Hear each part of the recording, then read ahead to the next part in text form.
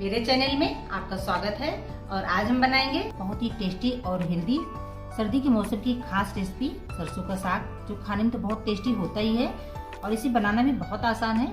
तो आपने देखा ये हमने 1 किलो सरसों का साग लिया है। बिल्कुल ग्रीन, बिल्कुल हरा साग है ये, और ये सर्दी के मौसम में ही अच्छा आता है, हरा भरा हमें मार्केट में मिल जाता है।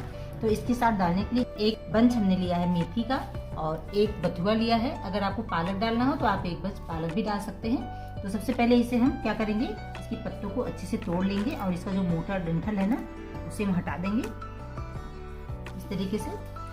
अभी मैंने इसको धोया नहीं है, तो पहले हम पत्तियों को तोड़ लेंगे, फिर इसे धुलेंगे और उसके बाद इसे हम काटेंगे। हम कोई भी हरी सब्जी लेते हैं तो पहले हमें उसे अच्छी तरीके से तोड़ लेना चाहिए और उसके बाद धोने के बाद फिर इसे हम काटें, नहीं तो इसकी जो ताकत होती है, जो हेल्दी पर इसका होता है, जो इसके अंदर वो सारी चीजें धोने के बाद निकल जाती हैं। इसलिए हमें पहले इस तरीके से पत्तियों को तोड़ लेना है। इसे एक बर्तन में रखते जाएंगे।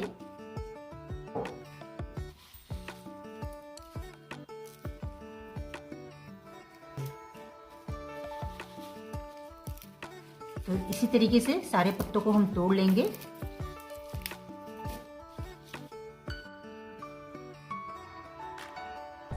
तो हमारे पास जो मेथी है, इसका भी हम डंठल निकाल देंगे और जो इसका ऊपर का मुलायम पार्ट है, इस तरीके से इसको भी तोड़ लेंगे और इसके पीछे का डंठल जो है उसे हम निकालते जाएंगे। और इसी तरीके से बथुआ को भी हम तोड़ेंगे। ऊपर का जो मुलायम पार्ट है उसे हम तोड़ेंगे और इसका नीचे का जो डंठल है इसे हटा देंगे और सारी सब्जियों को हम तोड़ने के बाद अच्छी तरीके से धो लेंगे। तो आप देख सकते हैं मैंने इन पत्तों को, सरसों के पत्तों को अच्छी तरीके से धो करके रख लिया है और ये बथुआ को भी मैंने धोया है और ये मेथी, और हमने लिया है थोड़ा सा सोया, इससे अच्छी खुशबू आती है इसमें, साग में बहुत टेस्टी लगता है खाने में। और हमने लिया है हरी धनिया, इससे बहुत अच्छी खुशबू आएगी साग में, तो ये भी काट लेंगे। तो हमें इन सारी सब्जियों को, जैसे मैंने पहले बताया, काटने से पहले अच्छी तरीके से साफ करके धो लेना है, क्योंकि पत्ती वाली जो भी सब्जी होती है उसमें मिट्टी बहुत होती है। तो चलिए इसे हम चॉप कर लेते हैं। तो इन पत्तों को हमें बारीक काट लेना है, जितना बारीक हो सके हम इसे काट लेंगे। तो सरसों के साग को मैंने काट लिया है, इसे हम एक बड़े बर्तन में रख लेंगे। तो हम मेथी के पत्तों को भी काट लेंगे और इस तरीके से सारी सब्जियों को बारीक काट लेंगे।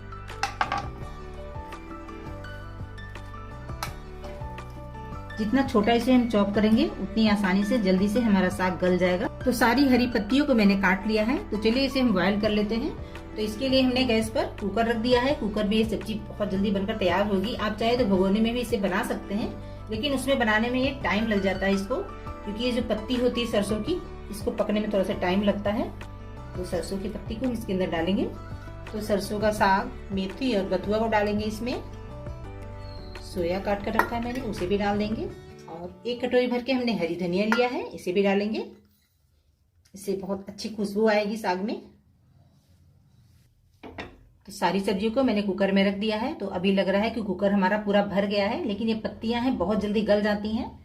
तो इसके ऊपर से हम डालेंगे एक बड़ा टुकड़ा हमने अदरक का लिया है और इसे मैंने कद्दूकस कर लिया है। 2 हरी मिर्च हमने ली है, छोटे टुकड़े में काट लिया है। 10 से 12 कलियां लहसुन का हमने लिया है और इसके छोटे पीसेस कर लिए हैं। तो इन सारी चीजों को हम इसमें डालेंगे। तो इसमें हम डाल देंगे 1 चम्मच नमक।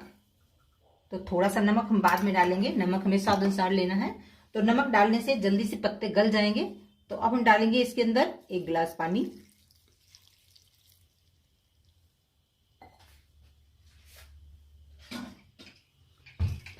और अब हम ढक्कन लगाएंगे। तो हमने कुकर का ढक्कन लगा दिया है। आंच को हम फुल फ्लेम पर करेंगे और 1 सीटी आ जाएगी तो उसके बाद हम 5 मिनट के लिए धीमी आंच पर इसे पका लेंगे। तो 1 सीटी आने के बाद मैंने गैस को 5 मिनट के लिए धीमा कर दिया था, फ्लेम को मैंने बंद कर दिया है और कुकर को हम ठंडा होने देंगे।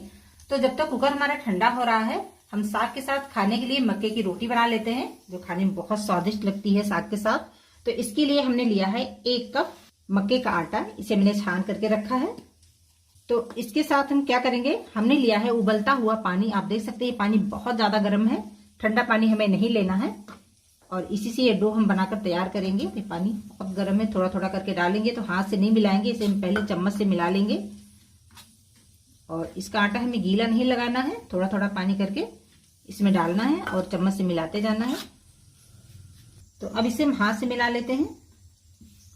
अगर हम ग्लास से पानी डालते जाएंगे तो गीला हो सकता है, तो इसे अच्छी तरीके से मसलते हुए इसका डो हम तैयार करेंगे। थोड़ा सा पानी और डाल लेते हैं, चम्मच से ही डालेंगे, एक तो ज़्यादा गर्म है और ज़्यादा पानी हमें डालना भी नहीं है। 2 चम्मच पानी डालेंगे और मिला लेंगे। तो ये डो हमने बनाकर तैयार कर लिया है और इसे अच्छी तरीके से मिक्स करते हुए हम रख देंगे 10 मिनट के लिए और इसे ढक करके रख देते हैं। और हम साग को चेक करते हैं। तो कुकर के ढक्कन को हम खोलते हैं, तो साग हमारा पक चुका है। तो इसे हम मिक्स करेंगे। तो इसे मिक्स करने के पहले हम इसका एक घोल बना लेते हैं। तो हमने एक बाउल ले लिया है और उसके अंदर डालेंगे 2 चम्मच मक्के का आटा भर करके मैंने ले लिया है। और इसके अंदर हम डालेंगे गर्म पानी और इसे अच्छी तरीके से मिक्स कर लेंगे। इसे हमें साग में डालना है, इससे साग हमारा स्वादिष्ट भी बनेगा और इससे क्या होगा, जो इसमें चिकनाहट आ जाएगी, गाढ़ा भी बनेगा। तो इसे अच्छी तरीके से पहले हम घोल लेते हैं।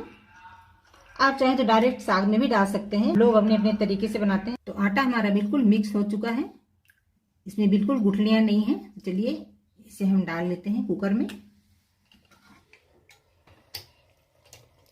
तो इसके साथ इसमें इसे डालेंगे और इसके साथ ही इसमें एक चीज हम और डालेंगे, अगर आपको पसंद हो तो ही डालिएगा। तो एक बार आप हमारे तरीके से बनाइएगा, साग खाने में बहुत टेस्टी लगेगा। तो हमने 2 टमाटर को कद्दूकस कर लिया है, आप चाहे तो छोटे टुकड़े में काट कर भी डाल सकते हैं। तो अगर टमाटर नहीं डालना चाहते तो टमाटर हटा भी सकते हैं। तो इन सारी चीजों को अच्छी तरीके से मिक्स करेंगे और अच्छे से इसे मैश करते जाएंगे। कुछ लोग क्या करते हैं, सिलबट्टे पे इसे पीसते हैं, मिक्सी के जार में पीस लेते हैं, लेकिन इस तरीके से अगर आप मैश करेंगे तो इसका जो छोटा छोटा चंक्स आता है खाने में बहुत अच्छा लगता है। तो अगर इसे हम पीस लेते हैं तो बिल्कुल एक चटनी बन जाता है। तो जैसे आपको पसंद हो आप बना सकते हैं। तो इसे मिक्स करते हुए 5 से 6 मिनट तक हम पका लेंगे। तो साग हमारा अच्छी तरीके से मैश हो रहा है। तो इसका मिलाने का एक बहुत आसान तरीका और है। ये हमारे पास मथानी है, जिससे हम मट्ठा बनाते हैं, दाल भी कभी कभी घोटते हैं, जो भी आपके पास होगा, सबके घर में ये होता है। तो इससे भी इसे हम मैश कर सकते हैं, बहुत आसानी से मैश हो जाता है। तो आपको जो भी तरीका पसंद हो, आप चम्मच से भी कर सकते हैं, इस तरीके से मथानी से भी कर सकते हैं। तो साग को हम 4 से 5 मिनट तक धीमी आंच पर पकने देंगे। मैंने इसे अच्छी तरीके से मैश कर लिया है, आप देख सकते हैं। तो जब तक साग हमारा पक रहा है, इधर हम इसके लिए तड़का बनाकर तैयार कर लेते हैं। तो हमने गैस पर तड़का पैन रख दिया है। तो इसके अंदर हम डालेंगे 1 चम्मच शुद्ध देसी घी। आप चाहें तो तेल में ही बना सकते हैं, लेकिन घी में इसका स्वाद बहुत अच्छा आता है, बहुत निखर करके आता है। तो इसके अंदर हम डालेंगे आधा चम्मच खड़ा जीरा और इसे हल्का सा ब्राउन करेंगे। और इसके साथ ही इसमें डाल देंगे 10 से 12 कलियां लहसुन की, हमने छोटे टुकड़े में काट लिया है, इसे डाल देंगे, हल्का सा ब्राउन करेंगे इसे। अब लहसुन हमारा हल्का सा ब्राउन हो गया है, आप देख सकते हैं। तो इसके अंदर हम डालेंगे 1 प्याज, इसे मैंने कद्दूकस कर लिया है, इसे भी डालेंगे इसके साथ ही।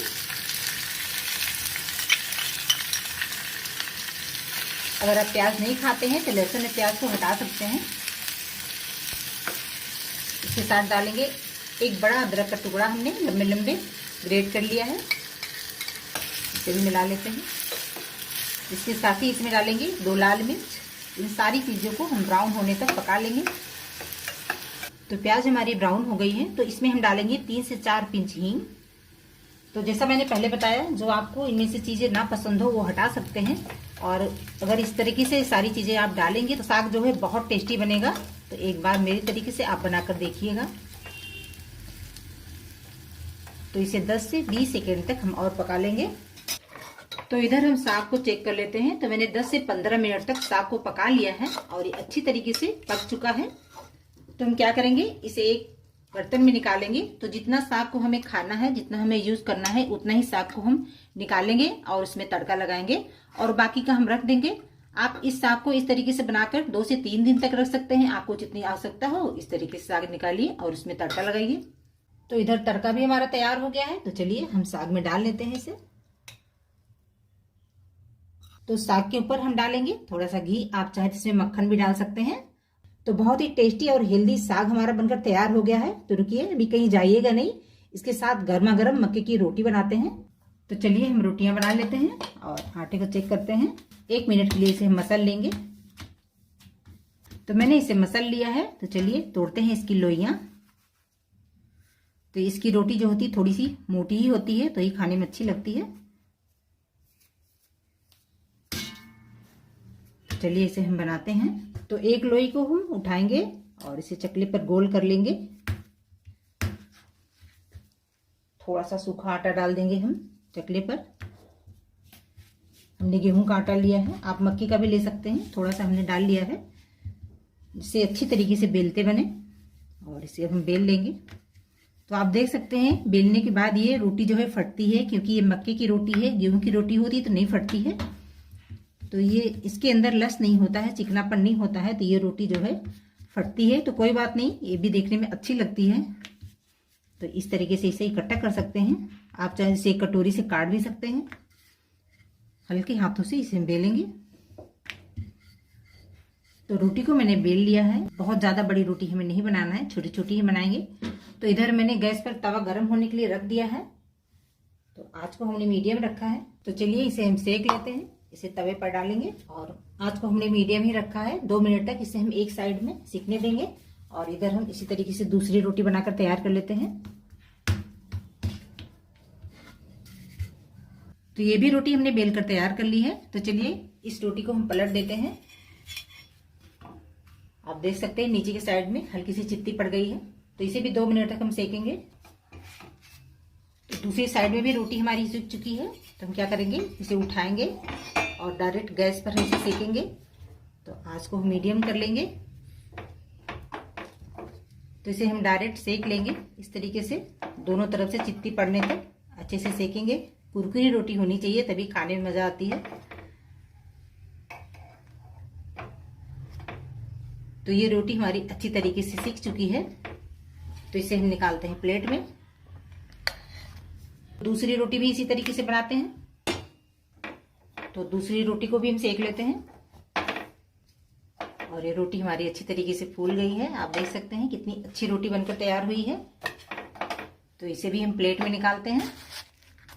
और मक्के की रोटी में ऊपर से लगाएंगे घी। और ये साग के साथ खाने में बहुत टेस्टी लगती है। तो ठंडी के मौसम में हमें इसे जरूर बनाना चाहिए। शरीर में गर्मी भी बनी रहती है और खाने में बहुत स्वादिष्ट होती है, बहुत पौष्टिक भी होती है। तो हाजमे के लिए भी ये रोटी बहुत अच्छी होती है।